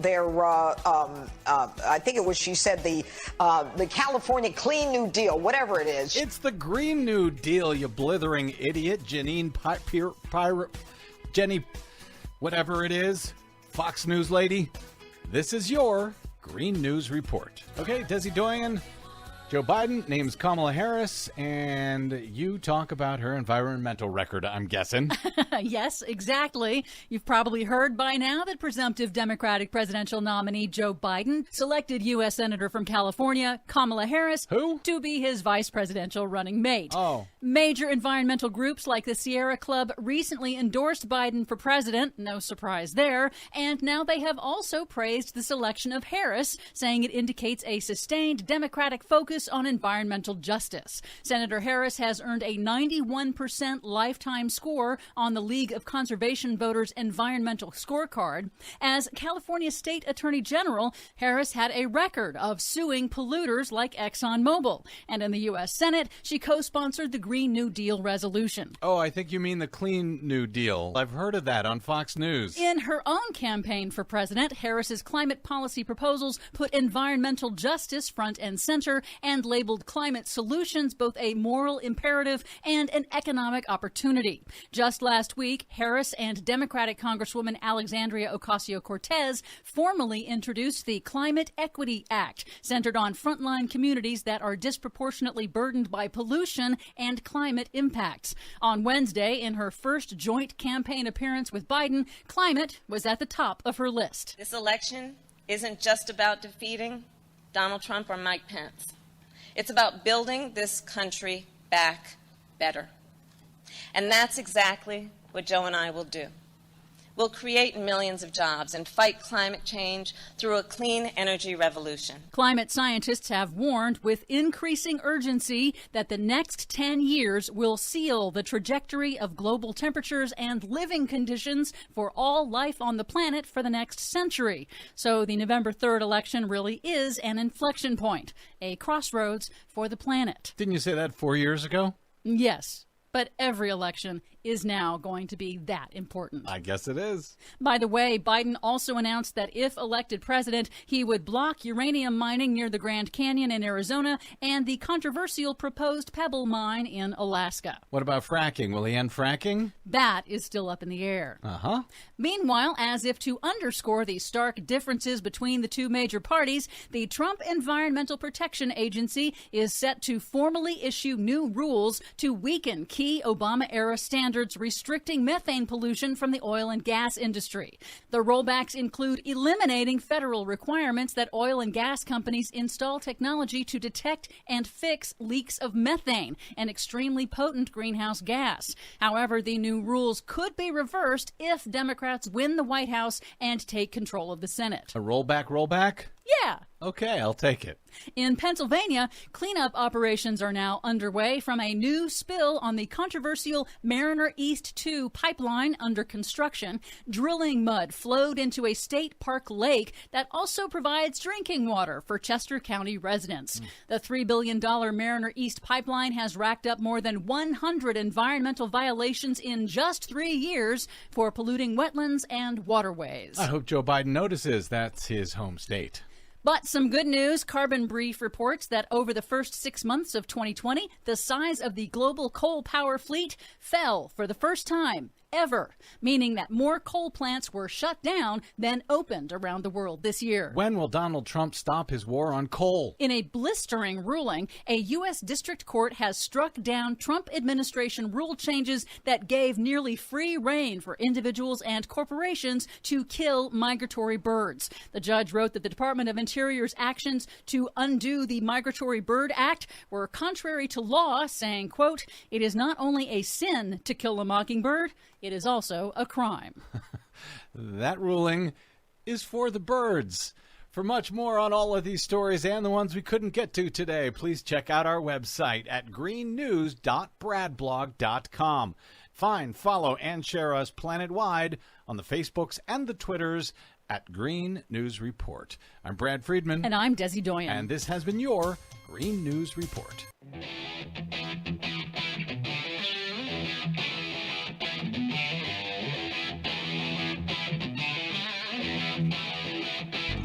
Welcome back to the Rick Smith Show. Now, here is Rick Smith. So as I said earlier, I'm kind of down today. You know, as the convention is going on, you know, it is what it is. It's online. You know, I'm watching some of it as I can. You know, I'm kind of a little down because I should be in Milwaukee. I should be, you know, enjoying the insanity and the craziness and all that stuff going on. Just a little down. Just a little bit down here to share some thoughts on my being down. I've asked our good friend, former Congressman and political analyst Bob Ney to come share some thoughts. Bob, thanks for taking time for us. Well, thank you. I'm at the convention, so Yeah, me I'm too. here. Yeah, I'm it was a lot cheaper this time than when you and I were at the convention. Well, didn't have to spend a dime. That is absolutely true. Philadelphia, almost broke me. I mean, it was crazy expensive. And thank goodness to my friend Bob Weiner, who allowed us to meet a camp out in one of his rooms, because finding a hotel in Philly was impossible. Right. Cleveland was great because I have relatives in Cleveland. I just stayed with them and took the rapid down, and it was by far the Republican convention was better 4 years ago because of all the craziness. For me, it was incredible. But yeah, this is sad because I was hoping to recreate some of the fun and excitement. And look, I wanted to go to Charlotte to maybe meet Don King again. Right. I met Don King too. Well, it's the conventions are a spectacle, and I mean that in a good way. I mean, it's energy out there, and I've been watching this nonstop, and it's put together, but it's sort of like and this is not a criticism of the Democratic Party, because this will be the same as a Republican.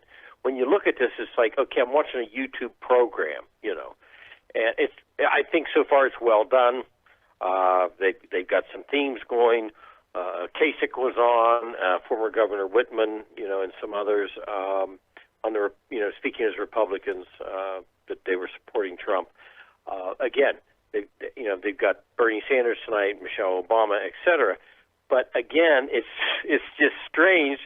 I went to my first convention as a Ford delegate back in 1976, and so for me, it's just sort of like, okay. It's different. And like I tell people, out of these conventions comes an awful lot of networking. I mean, that's the reason you go to these things. Oh, absolutely. And you build party alliances, you build networks. People are there; they want to run for county commissioner, township trustee, city council, state reps, Congress, etc. And that's one good thing about the conventions too. It's not just people there that are just the governors or the members of Congress. There are people there that are political activists, people that at all levels, they make contacts. They might be your next city council person that turns into your next governor. I mean, their conventions are really cool things. Yeah, and that's what I said. I'm sad we didn't get to go. Right. Maybe in 4 years, who knows? Or maybe, I wonder if this will become a thing now. I hope not. I don't think. I think once people can, gather together, you've got to have that dynamic. And also, it would be really difficult I'll tell you what's going to be difficult when you stand up there and, Joe Biden, last time Donald Trump, Hillary Clinton, if anybody has ever given a speech to a large crowd, I've spoke to 35,000 people before, in my time, and you've got an energy there. And it really, I think, engages the speaker. And remember Obama's keynote before, he ran for president. He was a keynote speaker. I mean, there's just a great energy there. By the way, have you seen yet, by chance, what the Trump campaign has put out yet? I'm on the mailing list of both parties.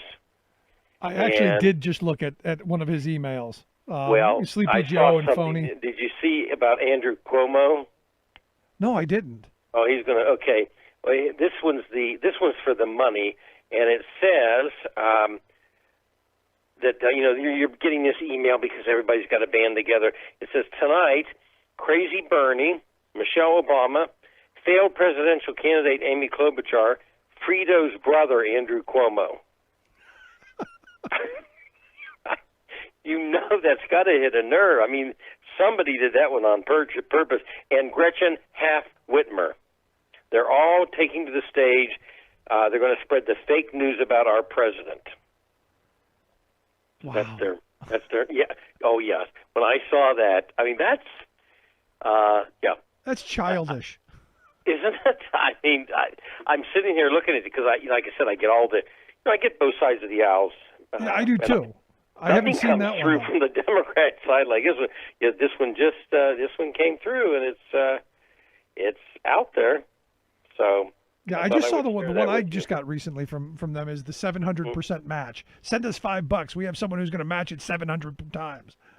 Right, right.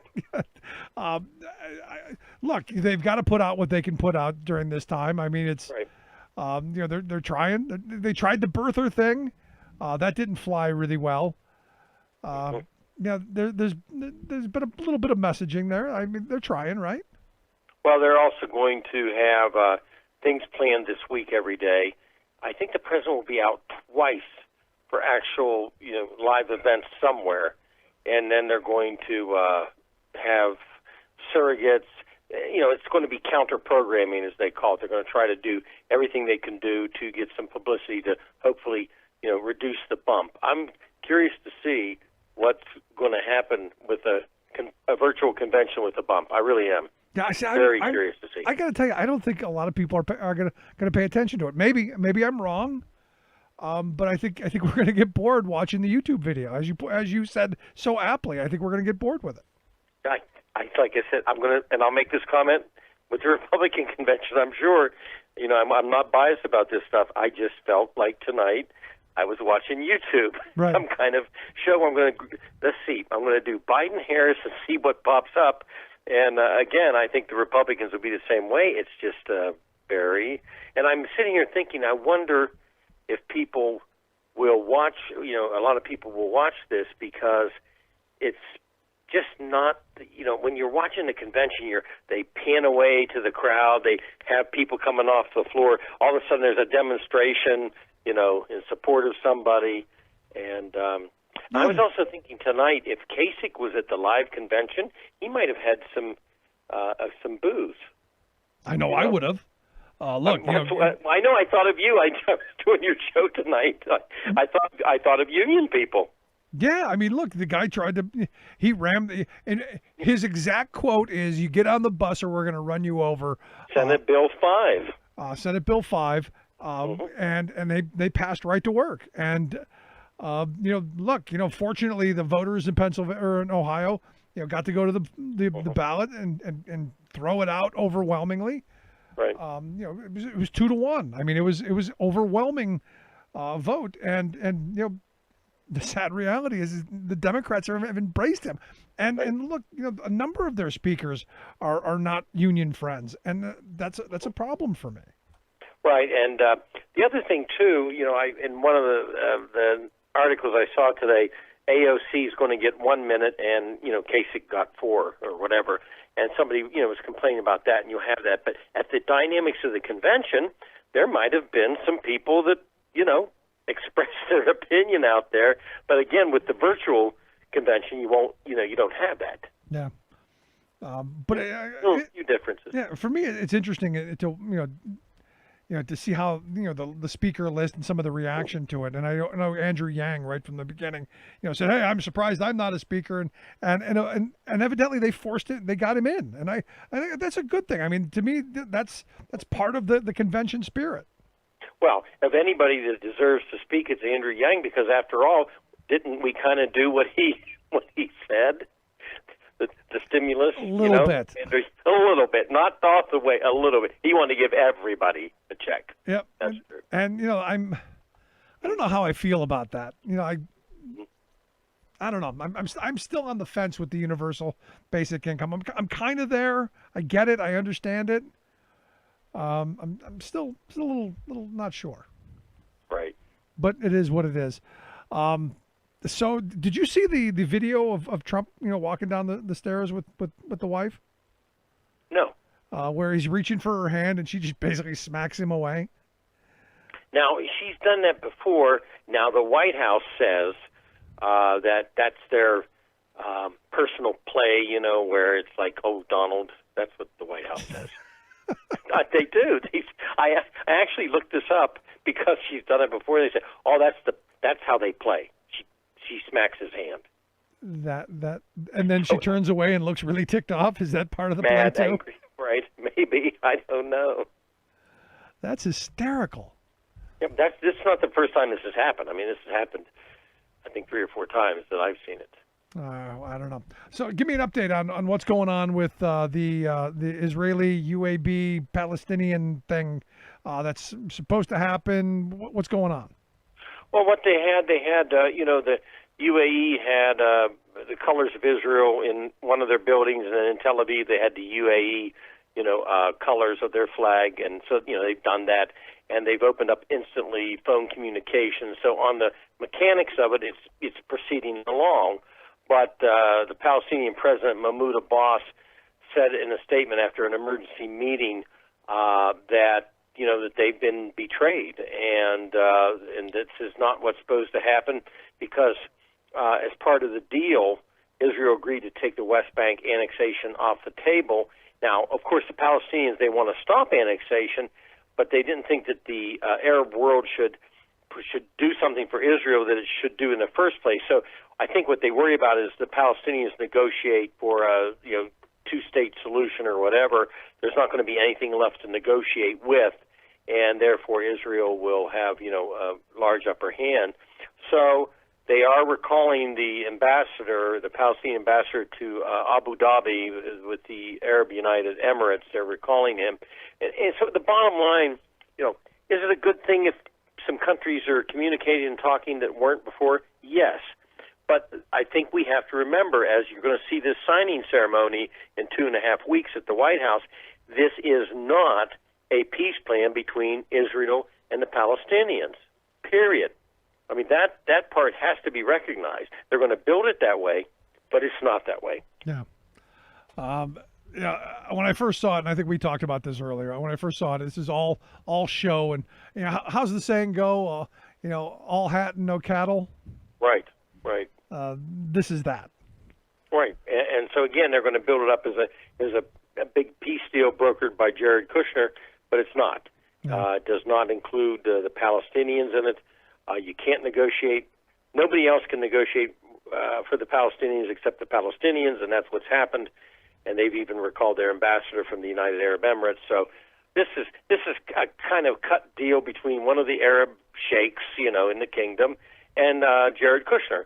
Now, Netanyahu has already said he may not. This might be temporary. He may not do this permanently. So, right there, I think Netanyahu, of course, wouldn't rock the boat. Let's face it, Rick. Yeah. When it comes to Trump, there's no way Netanyahu would not have went along with this. Then later he can say, well, I'm going to continue the annex. Yeah, I had my fingers crossed. I didn't really mean it. Mm-hmm. Right. Crazy. So this is, it's a big peace effort, and that's how they'll build it up, but I don't think the media will. I would assume the media is not going to go along with it in the sense of they're going to tell the truth, that it's not a negotiated peace deal between Israel and the Palestinians, which is the important part. All right, and finally, the Postal Service. Nancy Pelosi's calling everyone back to save the Postal Service from sabotage. How historic, how unusual, whatever is it that they're calling folks back like this? Well, I think, it's happened in rare times. It doesn't happen quite a lot, but because the August recess, people are planning a lot of things. It's close to the election, but she's done it because the House has to take a position, hoping to put a lot of leverage out there and a lot of pressure on the Senate to do something. You have 22 Republicans up for election. They need $25 billion. And the point of this whole issue is what Nancy Pelosi is doing as the Speaker is she's not reforming the postal system. What she is doing is she's right now providing, what they need to make sure that we have an election process that's carried out so the post office can deliver, the ballots. That's what she's doing. So I think it's a move on her part to really attempt to put pressure and put this issue front and center that they needed. They needed to have the ballots run. Yeah, in your opinion, you're usually somebody who I gauge, as somewhat, sane. How serious of an issue is this? Oh, it's extremely serious because this is the first time that a lot of states are dealing at all with a mail-in ballot. The first time. Although I argue in Ohio we've had absentee ballots. So, yeah, it's not your traditional form of mail-in, but we're used to asking for a ballot or it's mailed to your house or whatever, and you can still drop these ballots off, by the way. But this is a number one issue right now in the United States beyond the virus. This is the number one issue because we have to have the ability of people to vote. And the Postal Service is not sitting there intentionally going to grind things to a halt. They've been having trouble for a multitude of reasons, and right now they need $25 billion. And the question I guess I would ask is $25 billion too much money to ensure that we have an ability for people to vote? And I don't think it's too much money, I don't especially either. what we've been spending these days in the country. No, in the grand scheme of things, absolutely Right, not. it's nothing. And Right. also, I think this is critical number one issue. No, and also, a lot of this is, goes back to the 2006, Accountability and Enhancement Act that they passed in the lame duck in 2006. That forced the Postal Service to pay health care and pension benefits for 75 years into the future, which is just insane. I'd say, how about giving them back some of that money to, if you really needed to, and undo that idiotic mandate. Right. And then, of course, remember the Postmaster General, Louis DeJoy, he's been accused of disrupting the Postal Service anyway ahead of this election, right? He's been accused of it. And he was a former fundraiser for President Trump, and he defended him this weekend. But what the speaker's saying is, look, the Postal Board of Governors is saying we need this amount of money, and so even Louis DeJoy can't mess it up if the post office gets this money. And I guess the bottom line point to this. No. So no matter what people think of him, they need to put the money in there so that this can go on as it should and make it easier for people to vote. Yeah, but sadly, no matter what the House does, McConnell's going to have to do something, and I see Trump vetoing it. I wondered about that. I was thinking about that, and I think I think McConnell could get pressure. This is a pressure move by Pelosi, and I think rightfully so. And if McConnell yields and has to go along with it, then I'm sitting there wondering, Trump might veto it, but what amount of pressure would be on him? Quite a lot. It would be fascinating to see. Yeah, it's going to be interesting to see how this plays out. Pressure. Right. But as always, appreciate the time, my good friend. Thank you so much. Thank you. Thank you, Rick. Our good friend Bob Ney. Let's take a quick break. Right back. Stick around. You're listening to The Rick Smith Show.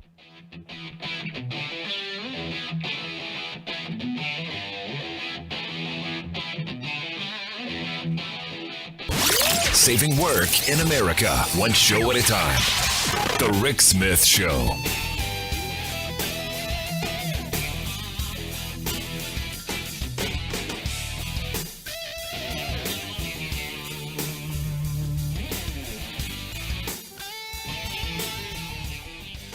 I'm Rick Smith, and this is Labor History in 2. On this day in labor history, the year was 1985. That was the day that workers at the Hormel plant in Austin, Minnesota, went out on strike. They were members of the United Food and Commercial Workers Union, Local P9. Hormel had slashed workers' wages by 23% during the early 1980s. Benefits were also diminished, and incentive programs rolled back. These changes cut deeply into the Hormel workers' earnings. What had been considered a good job was changing drastically. This was the story for many workers in Reagan-era America. The 3,500 Hormel workers voted overwhelmingly to strike. The National UFCW discouraged the action. The strike lasted more than a year. Strikebreakers were brought in, including some of the union members who crossed the picket line to return to work. The National Guard was called in to keep the peace between strikers and the scabs. After a year, the strike went down in defeat. Even after the strike, many of the workers were not called back to work. They were put on waiting lists for a job to reopen. Some never returned to the plant. 25 years after the strike, the Austin Daily Herald staff wrote, quote, "What resulted was a bitter, drawn-out labor dispute that drastically impacted the community, from workers who lost their jobs to families that were torn apart by the picket lines." The strike became the feature of a documentary by Barbara Koppel. In 1990, the documentary American Dream won the Academy Award. The film tells the story of the Hormel strike as a window into the tragic experiences of many workers during the 1980s. The film was made on a shoestring budget. Singer Bruce Springsteen provided $25,000 to help support this important film. Labor History in 2 brought to you by the Illinois Labor History Society and The Rick Smith Show.